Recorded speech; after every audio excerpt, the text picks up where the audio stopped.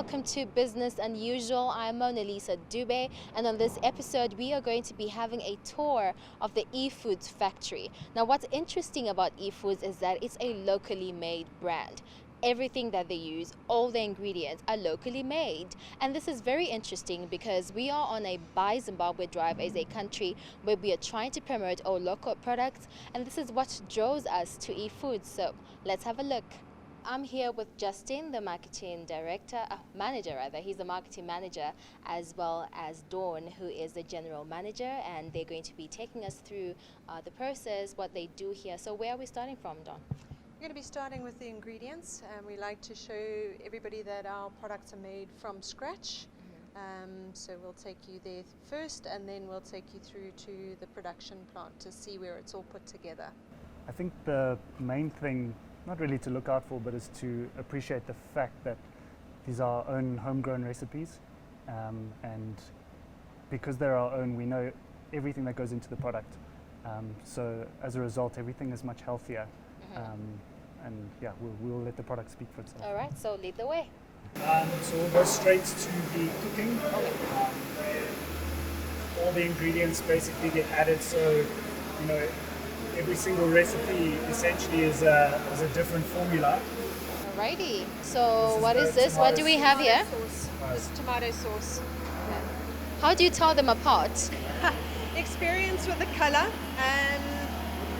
I know from looking at this, the color is tomato sauce. Our barbecues are much deeper brown color. It's, every variant that we have, and we have the 10 different sauces. Every variant obviously has different ingredients, different cooking times. So like the starch needs to go in at a certain time, certain temperatures need to be reached, and the reason why we're so sort of pedantic about that is because one of the features of our products is that they are heat stable. Okay. So heat stable is great for restaurants, even for home cooking, because it just means that you can add flavor to the food whilst you're cooking. So the sauce is not just a condiment that you add at the end to add flavor at the end. So you're cooking stir fries or stews or minces for your bolognese. You add in some Worcester sauce, or you add in some soy sauce into the veggies, into the ingredients, and you allow it to cook. And heat stability just basically means that the sauce doesn't split or separate. Yeah. Like a cream would. If you put cream on a hot pan, the cream will split. So our sauces are made from scratch, and they become heat stable. Okay, so without revealing too much of your secret ingredients, just what gets into this sauce? Like our tomato sauce, we start with tomato paste. That's essentially locally manufactured at Bridge Juicing, and that's supporting Zimbabwean. That's the basis of the flavor. That's where you get the tomato from. Not all tomato sauces are produced this way. A lot of them are produced just with starches, sugar, flavor, and other additives, whereas we like to make sure that ours are produced with actual real ingredients.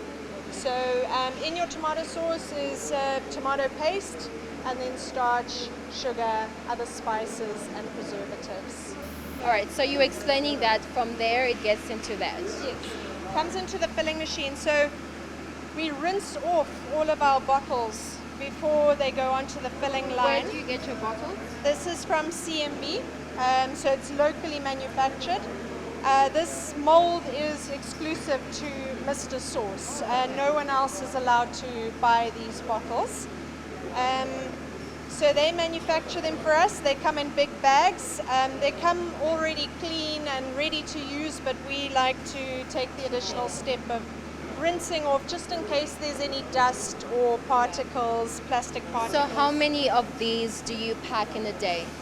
We can pack around about 5,000 in a day, but we do split the production between the bigger bottles and the smaller bottles, just so that we can maximize on our output.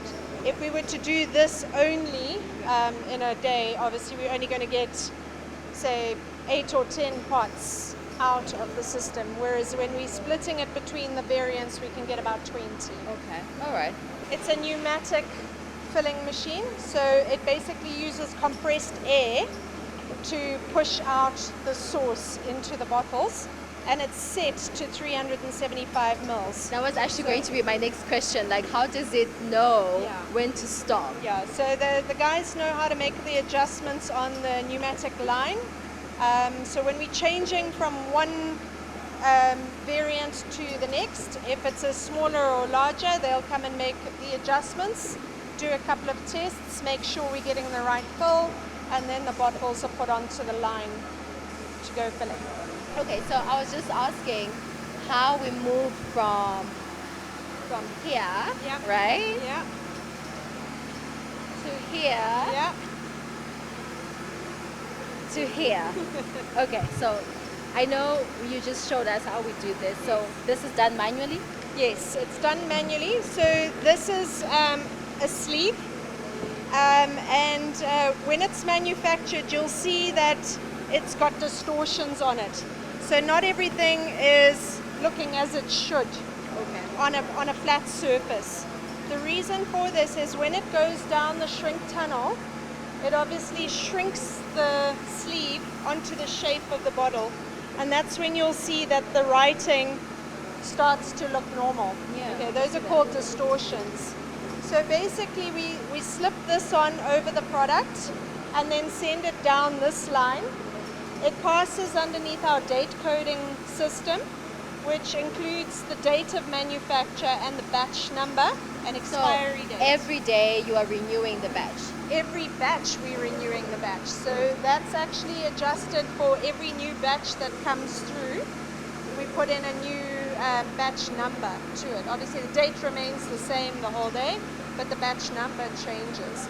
And that allows us to trace back if a customer was to make a complaint about a product. We can go into our archives and retrieve the retention sample, because we keep a bottle of every product that's made. So how many people are manually doing this? Maybe you can just show us how Yeah. to. So basically you're just taking it, you slipping it and putting it over, and then making sure that it lines up. The guys have become very adept at making sure that it's sitting correctly, because obviously if you have it sitting wrong, it's going to shrink incorrectly.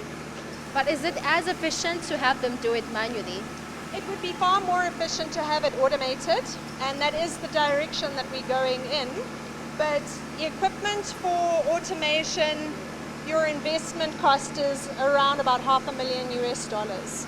So it's not something that a small business can get into very quickly. So we are here now. So they have to put them in batches of 6. Yeah, so this is our shrink former, and as you can see, it's semi-automated. So all Passmore needs to do is put the bottles in and press the button, and the machine does the rest. So this does all of our products into 6 packs, and then it goes through to the next shrink wrapper, which we put them into 12 packs. This allows us to send the stock to wholesalers, and for the wholesalers to break them down and sell them as 6 packs. It's more, well, obviously for customers, it's more effective for them because it's not as expensive to buy 6 as it is 12. So like I know when I buy mine, I buy it as an individual. So who breaks that down? The retailer? Yeah, that's the retailer. Justin, are you exporting so far? Are you exporting any of these products, or are you still in the Zimbabwean market? We've been in Zambia since about October 2019, which, if you recall, is obviously pre-COVID. And the Zambian market took off really well, actually. We were really impressed. We took our whole range at the time, which was our whole range of sauces, which was the 9 sauces. And we launched and everything was going great. But obviously, with the new brand, the product, as nice as we think the packaging is, it only sells itself to a certain extent. There's a lot of customers that need to be persuaded maybe with the taste test or something like that. So for the first 3-4 months pre-COVID, we were able to do taste tests, to do trials, How did that go? We saw the sales kick off really well. We wanted to build out of Lusaka, so we started in Lusaka just in ShopRite. We had an exclusivity agreement with ShopRite, and things were going really well until COVID hit and we had to stop doing taste testing, and then customers sort of revert to what they know. It's difficult with a new brand. Okay, so have you, now that maybe lockdown restrictions have eased down a bit and there's a bit of movement, transition of goods and services between countries, has business picked up again in Zambia? To a certain extent, what's hurt us obviously is the relationship between the kwacha and the US dollar, as well as the kwacha and the rand. So obviously, in essence, we're a US-based producer, so we're very much affected by the rate and what's happened. So we haven't quite maintained the ideal price point we would like to be at in Zambia. So it's the same sort of situation for our range of products, whereby we want to bridge the gap between the mass market products and the imported South African brands that are considered premium. So we want to offer that quality at a more affordable price. No, but if you are accessing most of your raw materials and all these products locally, are you not transacting with local currency? We are, except for exports, which obviously are processed in US dollars. So on the Zambian side, the kwacha rate against the US dollar is what determines our on-shelf pricing. Right. And that has been a challenge? It's been a huge challenge. It's devalued. When we started trading with Zambia, it was 13.4 to 1. Currently, we're sitting on 22 to 1. So it's devalued considerably. The kwacha has devalued. Yes, the kwacha's devalued, and the Zambian economy hasn't adjusted. So wages and salaries have not kept up to the same level as inflation, and therefore the buying power of the kwacha is severely reduced. So as soon as we put through a price increase, which is not necessarily us increasing our prices, but it's a price increase in kwacha terms, the sales drop back, and there's a lot of resistance in Zambia to price increasing. Zimbabweans, I think, are more used to prices going up and changing.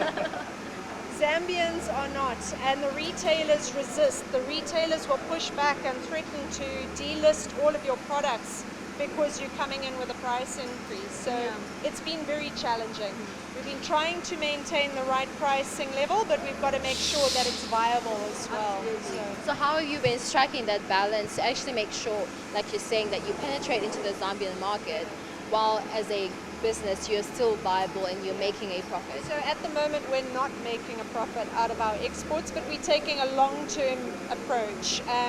We're looking at this as an establishment phase, where we would normally be paying large marketing fees for advertising and all that sort of thing.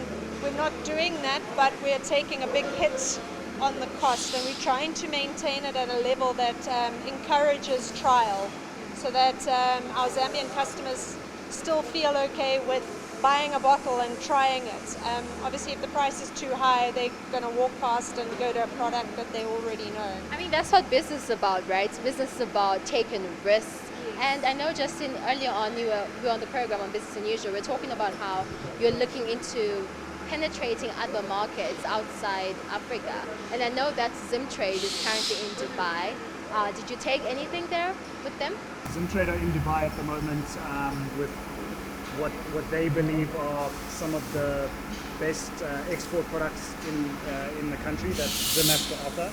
And we were very grateful and very excited at the fact that they took a bit of everything. They took our entire range to show the Dubai market and kind of showcase what's possible. Yeah, so we are hoping for the best, right? Okay. So I know when we have this conversation, you were telling us that you started with the sachet.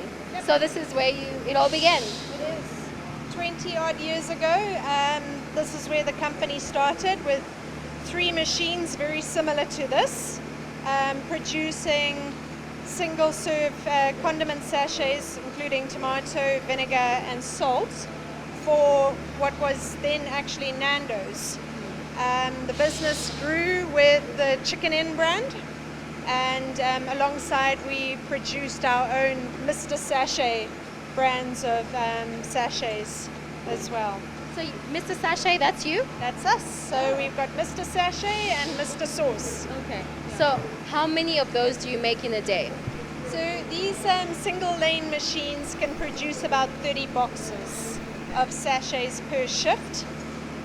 We run these actually 3 shifts per day. So each machine will produce 90 boxes of sachets.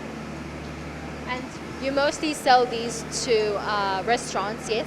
Yeah, so this is very much a food service product. Goes into your takeaways, restaurants and hotels, and recently has picked up because of COVID, with customers not wanting to handle the same bottle of tomato sauce as someone before them. Sachets are very handy because it's a single use. So that's a plus that has come with COVID. One of the food. I know earlier on we saw the mixture at the back there. So how do you then split them to say this is what's going to the sachet and this is what's going to the bottle? It's meticulous production planning. So every week we obviously sit down and plan what orders are on the board, which customers are due for an order, any new customers that we're targeting, and then we plan production accordingly. We understand that if we have a particular product on special in retail, demand is going to pick up. We need to cater for that to make sure that there's always product on shelf. So do you work per order? I know you receive orders. Do you work per order, or you just have a certain amount of product that you produce in a day that you just hand out or give out? It's very much target based. Yeah. We have from the sales history, we've established what we sell on average every month, and from there we set our minimum stock holding levels. Once levels fall below that, our system automatically generates a reminder that we need to produce more of that product. Okay, so I know that when it comes to production, there is always need to manage the quality. You go through the standards, operation, etc., especially with the regulators. So is this where this happens? This is Kennedy. He's our quality controller. One of the main selling points of using sort of Mr. Sauce in food service is, like we discussed earlier, with batch production and retained samples. If ever there's any complaints or questions about the consistency, or a restaurant might say a customer can get sick and then they can say it's something that they ate at a certain restaurant, right. And they can pinpoint it right down to the meal, and perhaps the sauce was used, and if they would like to put that on the sauce, then there's peace of mind for that restaurant with a local company. Do you receive a lot of those? No. Fortunately for you. Because Kennedy is very good at his job. Okay, Kennedy, so what's your job? What do you do? My main job is quality control, as well as research and development, but basically quality control is the order of the day. What I do is I do process line checks. I'm sure I went through those post in production. I monitor the processing until the product is ready for packaging. Okay. That's when I take samples, I bring them here. I've got a Do reference. you take the samples before they're packed? At what point do you take the samples? When they've finished putting all the ingredients. When I consider it ready for Before they put it in the... right before. I take my sample, then I've got some reference samples there for each product. So, like today they're doing tomato sauce. I take a tomato sauce sample, then I pour it into the plate and compare with the reference sample. I do organoleptic testing. I actually eat the product. Okay. Then I come here. What if something happens to you? What if something wrong went into the mixture and then... What we do is all the ingredients are food grade. So there's no worry about food poison or something like that. It's guaranteed that it's safe. So what I'll be testing, whether there will be something missing that can be detected by the eye. Like vinegar, I have to test to check. Though I will have the help of the pH meter, there are some set standards here, the pH bricks. So what I do, I take the pH, I compare with the reference standards. It should be it should fall between these ranges. If it's not, then I go and find out what could be wrong. Okay. And then Then usually what's wrong? If you taste, isn't it you said that you taste to compare it with the reference paste? If you taste it and you find out that there is something that is wrong with it, does it mean that you're discarding that whole batch, or you're adding what's missing? How do you handle that? No, it now depends. Sometimes I have to add what's missing. Sometimes You add it. No, the guys, I give them instruction to add what's missing. Sometimes I have to work out the calculations. Something might not be right. It might be sugar or salt, which affects the taste and flavor. So I have to find out. Sometimes I have to check the stocks, the ingredients that have been issued out for production versus what's remaining on the floor and what has been used already. That difference will tell me what's wrong. Okay. What's missing. So, then sometimes you have to add what's missing, sometimes you have to blend with another product of similar flavor. Let's say another similar tomato sauce batch. I may need to blend it because sometimes an ingredient has to be heated for it to have the same flavor profile in the final product. So if something has already been mixed, for example, if salt has already been mixed in the product, I have to double the salt in another batch, then blend whilst it's too hot, so that at the end of the day, the flavor profile remains uniform. So what did you study for this? Food science. Oh, so this is what food scientists do. Okay. This is what they do. All right, so this is the warehouse. So everything that we've seen comes here. Is that how it works? Yep, we recently moved into this warehouse actually. We're in a growth stage, obviously. We're 2 years into our 5-year plan. We want to get from 50 tons a month to 250 tons a month in that time frame. So yes, this is where the finished goods come for storage before they go out to the customers.